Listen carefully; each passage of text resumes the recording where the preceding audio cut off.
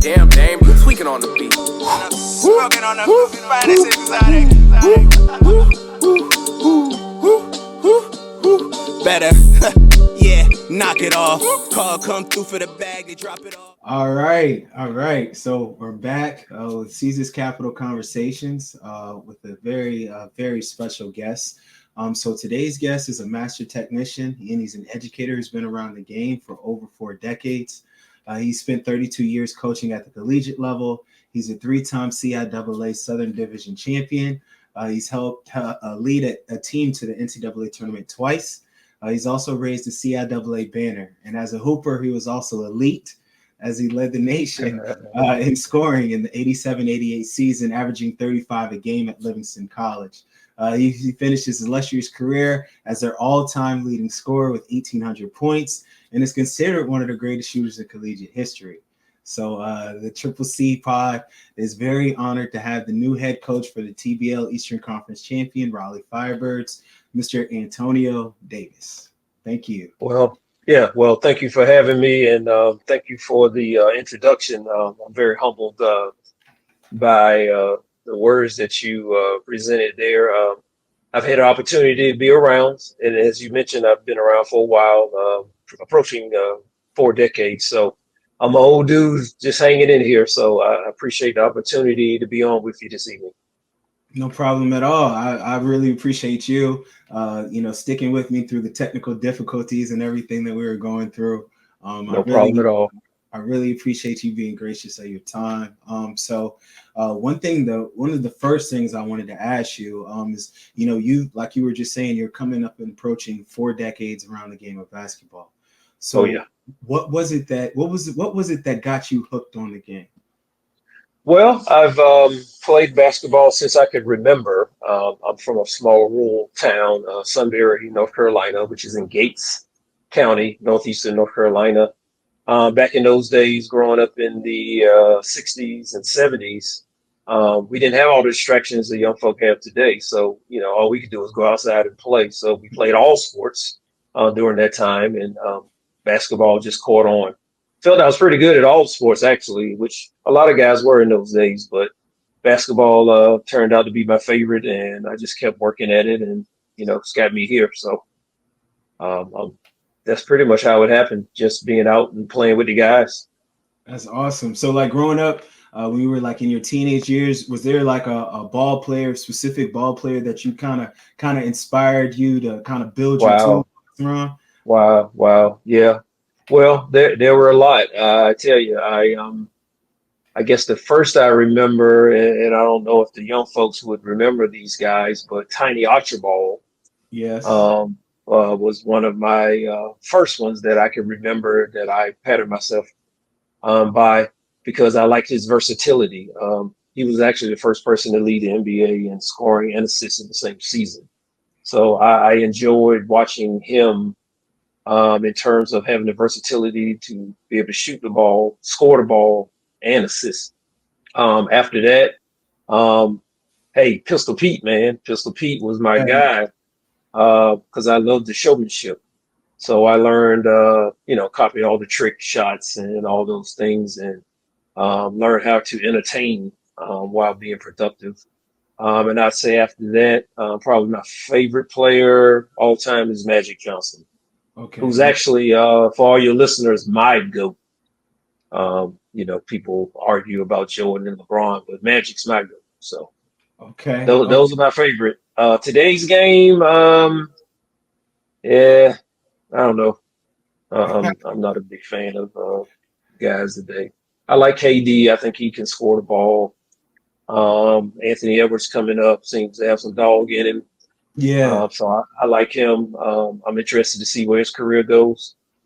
So those are the few of the guys that I really enjoy watching today. Okay. So speaking of dog, you had that dog in you too. In order to lead the nation in scoring, right? That takes a dog. So like going into that year, what was your mentality when you touched the court? Well, it was incumbent upon me to score that year. So and interestingly enough, I consider myself a pass first guy. I enjoy, my favorite part of the game is passing. So Ironically enough, I think I'm a better, more skilled passer than scorer, if that can be believed, and shooter. But I was just blessed to be able to do both. So that year, I just had to score the ball for our team's success.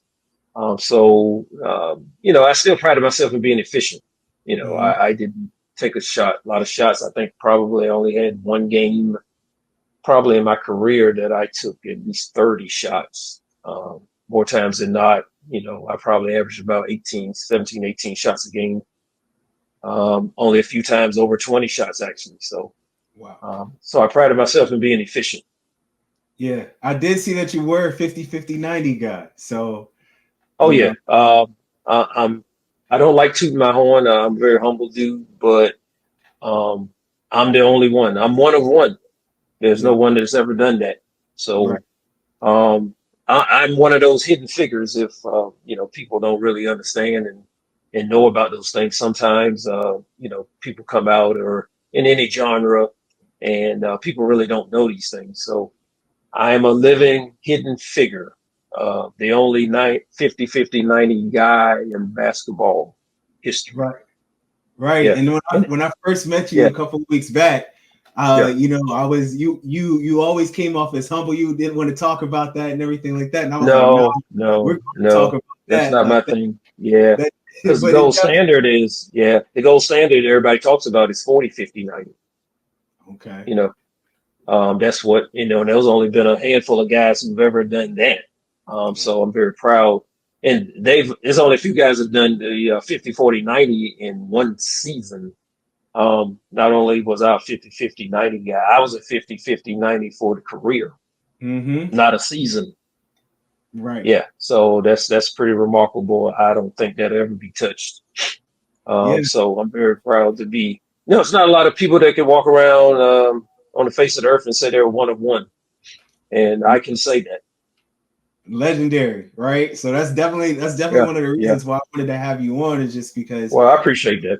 yeah, no problem. I wanted just one just to elevate and tell your story, but Well, I two, appreciate that. Yeah. yeah, no problem. Like legends like you have to be celebrated, and Well, that's yeah, something that's yeah, definitely important to me. So yeah. All the old heads, know me and know what I did. Matter of fact, interestingly enough, they said I was Steph before Steph. yeah, yeah, you in That's the yeah, The yeah, yeah. CIAA Oh Hall of yeah, Fame. yeah, yeah. That's what all the guys, the old heads say. The ones that are still around, and Steph is celebrated, as a great, the greatest shooter. But I would differ, Yes, and some of the old heads would as well. yes, I I could put it in the basket. yes, sir. Yes, sir. So, you transitioned from being an elite player to also an awesome coach.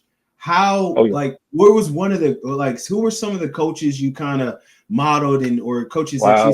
saw, you were like, I want to be like this, or like, this is a Mm, person and this is why I want to be a coach. yeah. Well, my high school coach, Willie Williams, better known as Doc Williams, I have an interesting story with him. He was part of talk about hidden figures, but people know about it now. He was part of the hidden game from what was North Carolina College at the time against Duke University. Oh, wow. With that team with John McClendon back in, I think it was 1943, I want to say. Okay. I'm not quite sure about it's either 41, 42, 43, somewhere in there, but that game has been touted now media wise about the hidden game where North Carolina College just spanked it back in the day. So they wouldn't play publicly, so they had to play over at Cameron during that time, and so he was on that team at North Carolina College. So my indoctrination to HBCU basketball came early. Okay. So that's how I got involved there, playing in high school for him. He always told me that, I would be a coach just because of the IQ that I had. So I took a lot of the discipline from him. I was fortunate enough to play in the best conference in the country during that time, which was the CIAA. Okay. Um, it was the best basketball league in the country at the time, Division 1 or Division 2. HBCU basketball back in the 60s, 70s, early 80s was top notch, you know. competing anywhere in the country. So I ran into some of the greatest of all time, big house games. Winston-Salem State University, Dave Robbins, Virginia Union University. My coach, Mr. Robinson over at Livingstone, he did a great job with me as well. Harvey Hartley at St. Augustine's College, one of the greats. Dick Price, Norfolk State University. Hank Ford, Hampton University. Jake Ford, who was at Fayetteville State University at the time. These are all great, legendary Hall of Fame coaches within the CIAA. And I learned and picked something up from them, those guys as well. And then the master of them all, like I said, which my high school played for, is John McClendon, who was a descendant of Naismith, and revolutionized the game. And he's one of those guys that he's gotten his due over the years. But I learned a lot from him early through my coach, Willie Williams, and wanted to make sure he got his credit as being probably the greatest of all time. And that was John McClendon, who factually, those hidden things again, created the four corners, not Dean Smith. So Okay. Dean Smith, no, sir. John McClendon created the four corners, created the fast break. So these other guys who tried it, no, sir. No, sir. So we want to make sure that's clear. So he invented all those things. So I learned those very early. So I learned from all those greats, and I just wanted to make sure they got credit. So that's why I picked up things learned from each one of them, and tried to carry them on. Awesome. That's awesome. Yep. So, all right. So, like, as a coach, what do you feel is like, what is like your most important philosophy? What's your red line in the sand? Like this, or like our team will do this. Like my team will do this. That's pretty funny. I can guarantee you a couple things. We're going to be in condition. We're going to be disciplined, and we're going to play the game the right way, which is together on both ends of the court. We're going to be connected. There's no question about that. But I think one of the biggest things for me is being able to adapt, not trying to make the guys fit the system, but pick a system that fit the guys. And I think that's very important to get the best out of each one. And just being adaptable. I'm a think out of the box guy. So I may do some things or have some thoughts that are probably unconventional. Just something simple like maybe posting up a guard. But if a guard has a strong post game, why wouldn't you post him up? Right. He doesn't always have to face up. So just trying to exploit mismatches, I think, is one of the things I like to try to do on the offensive end. And then defensively, just being able to adjust, trying to make the other team do the things they don't want to do. Just having a strong game plan. Okay. So those are some of the things I think you will, and the fans will enjoy and have to look forward to with the Firebirds. Definitely. Now, as a coach, and like you kind of alluded to a little bit when you were talking about how the game is played today, like what like everybody has their own opinion about what playing the right way is. But in your opinion, like what is playing the right way? What's missing in today's game? Like as far as like AAU is concerned, like what's oh goodness, don't go there with the AAU. I want to know is there any positives to AAU, and if so, and if not, what are the overwhelming negatives to AAU as well? If there is, I wish you please tell me. Oh goodness, it's tough to watch. It's really tough to watch, and I kind of understand what's going on with young kids and their parents now, and their ability and the threat of them leaving a team. So coaches kind of acquiesce to those parents and players, and they don't teach them the right way, and they allow them to play the game the way they want to play it, just to keep them on the team. But it's about offensively, man. You just got to share the ball. It's too much dribbling going on these days. People are open. They're not making the extra pass. They're not getting a great shot. Instead of just taking any shot, you got to get a great shot. And you don't see that enough. Defensively, just a lack of effort. It seems like we want to outscore everybody now. We got to play defense. You got to put, defensive rebounding are still critical in terms of winning championships. You obviously got to put the ball in the basket, but at some point you got to get a stop and you got to get a key rebound. And if you watch basketball on all levels, it's always the last few minutes of the game. It's always someone not getting a stop. It's always someone not securing that rebound that costs teams at the end of the game. So I think it's very critical in those areas. And I think just with the AAU, it just doesn't promote teamwork. It's individualized. Everybody's trying to get a scholarship. Everybody's trying to get NLI deals. So it's gone away from we, and it's a lot of me. And that's the part that I don't like.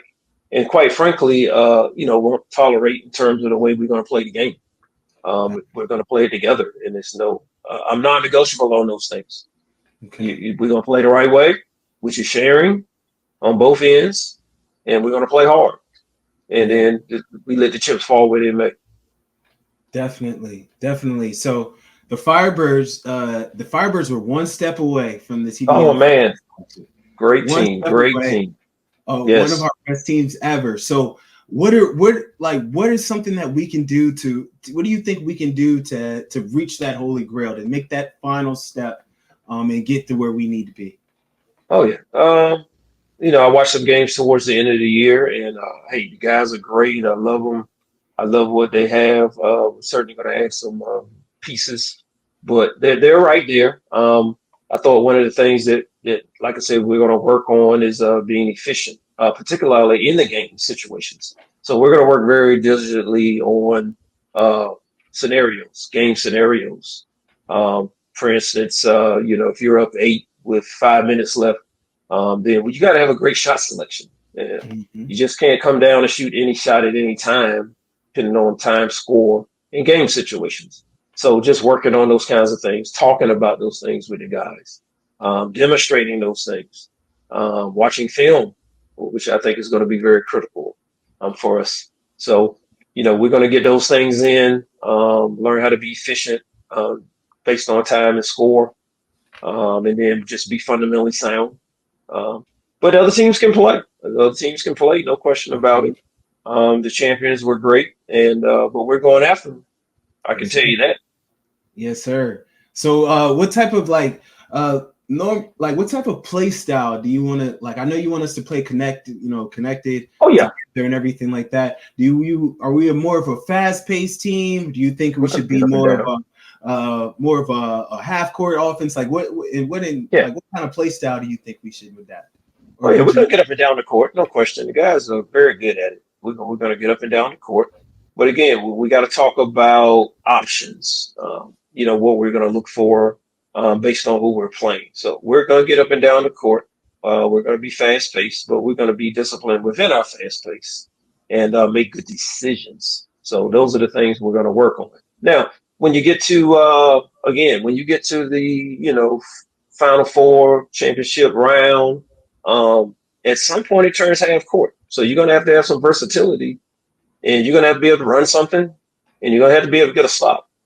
So you're going to have to play both ways, because some nights it's going to be a grind, and you got to, rebound and defend some nights. You're not going to be outscore everybody every night. So we're going to try to be versatile. I've always promoted trying and being able to win different ways. We don't want to be a one-trick pony in terms of we can only win one way, and then when we're off, we struggle. So I'm going to promote, and we're going to work on being able to win different ways. I think that's the mark of a true champion. Can you win when you don't have your A game? Yes, and that's defensive rebounding. Like when you're hot, you're hot. Yeah, no problem that night. But you're not hot every night. So we're gonna promote defensive intensity, connectivity, and defensive rebounding.